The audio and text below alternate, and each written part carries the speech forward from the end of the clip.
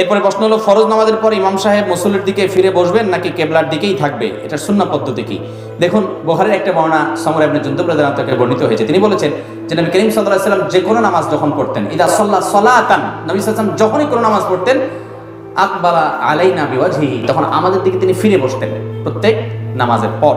অন্য আরেক বর্ণনায় আছে, নবী এক সাহাবী বলেছেন যে নবী আলাইহিস সালাম নামাজের পর যাতে আমার দিকে ফিরে বসার জন্য যে কোনো নামাজ আমরা নবীজির ডান পাশে পড়ার চেষ্টা করতাম, কারণ তিনি এদিকে ঘুরে বসতেন। এজন্য নামাজের পরে মুসল্লির দিকে ঘুরে বসা নবী সাল্লাল্লাহু আলাইহি ওয়াসাল্লামের একটা সুন্নাহ।